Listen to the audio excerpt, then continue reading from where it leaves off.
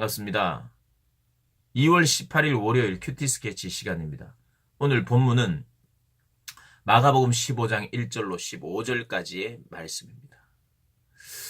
오늘 본문에 이렇게 이야기합니다. 새벽에 제사장들이 즉시 장로들과 서기관들 곧 온 공회와 더불어 의논하고 예수를 결박하여 끌고 가서 빌라도에게 넘겨주니, 빌라도가 이 로마 통치하에, 식민 통치하에 있었던 이 유대의 총독이었습니다.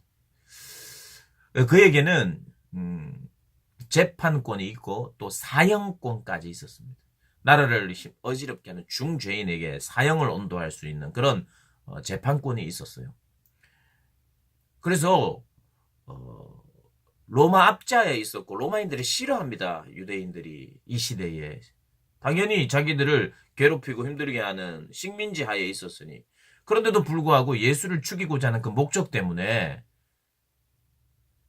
로마를 등에 업습니다. 이런 겁니다. 우리가 일제시대에 자기의 필요를 채우기 위해서 일본 총독에게 굽실거리면서 이렇게 해주십시오. 우리를 재판해 주세요. 부탁을 드리는 거예요. 동족을 죽이기 위하여. 그러니까 이 상황 자체가 총독에게 데려갔다고 하는 이 상황 자체가 비열한 짓이죠. 비열한 죄인의 모습입니다.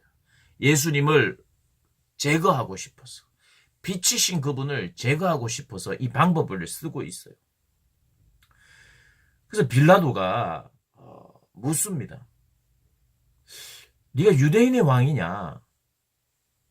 예수께서 대답하십니다. 네 말이 옳도다. 그런 말을 하자 이 대제사장들이 여러 가지를 더 덧붙여서 고발을 합니다. 이게 보세요. 지가 왕이랍니다. 하면서 뭐 여러 가지를 이야기하고 고발합니다. 그러자 이 빌라도가 또 묻습니다. 너는 왜 아무 대답이 없느냐? 이 대제사장들이 고발하고 있고 빌라도가 그러냐 마냐 이렇게 질문할 때 아무 대답도 하고 있지 않는 거예요. 그래서 왜 대답이 없느냐? 이 얼마나 많은 것으로 너를 고발하고 있는지 보라. 그렇게 이야기하니까 예수께서 다시 아무 말씀으로도 대답하지 않았어요. 예수님의 이 대답, 빌립보가 지금 사형권을 가지고 있어요. 사형을 시킬 수 있는 권한을 가지고 있어요. 그 앞에서 어떤 변론이라도 해야 하고 변명이라도 해야 되는데 아무 말을 하고 있지 않은 거예요. 그러니까 빌라도가 놀랍게 여기는 거예요. 정말 이상하다. 놀랍다. 너무 담대하고 너무 조용하면서도 너무 단호한 대답을 하는 거예요. 그래서 빌라도가 의아해했지요. 그래서 빌라도가 이렇게 이야기합니다. 명절이 되면 백성들이 요구하는 대로 죄수 한 사람을 놓아주는 전례가 있는데 밀란을 꾸미고 그 밀란 중에 살인하고 체포된 자 중에 바라바라 하는 자도 있었다. 그 죄인 중에는 살인까지 한 바라바가 있었는데 명절에는 백성의 요구대로 백성이 요구하면 한 사람은 놓아주는 그런 전례가 있었어요. 그래서 무리가 나아가서 전례대로 하여 주기를 요구하고 있었어요. 한 사람을 살려주시오. 이렇게 무리들이 그렇게 요구를 하고 있었어요. 그래서 빌라도가 오늘 이야기합니다. 대답하여 이르되 너희가 내가 유대인의 왕을 너희에게 놓아주기를 원하느냐? 이렇게 이야기하니까 사람들이 무리를 충동하여서 대제사장들이 무리를 충동합니다. 바라바를 오히려 놓아주어라. 예수는 십자가에 못 박으소서 이렇게 이야기합니다. 사실 빌라도가 예수를 놓아주기를 원하느냐 물은 것은 예수님에게 큰 잘못이 없다는 것을 자기도 알게 되었어요. 아무리 봐도 이렇게 봐도 저렇게 봐도 이야기를 들어봐도 이 대제사장들이 시기해서 예수님을 지금 끌고 온 것을 알았어요. 그리고 10절에 그렇게 이야기하고 있잖아요. 대제사장들이 시기로 예수를 넘겨준 줄 알미더라. 그래서 예수님 풀어주려고 했어요. 그런데 모든 군중들이 십자가에 못 박으라고 소리 질러서 빌라도가 무리에게 만족을 주고 싶어서 십자가에 내어줍니다. 오늘 본문을 통해서 우리가 알 수 있는 것은 예수님의 침묵, 예수님의 침묵은 우리를 위하여 유일한 우리가 살 수 있는 유일한 길, 구원의 길, 유일한 길을 가시기 위해서 침묵하고 계십니다.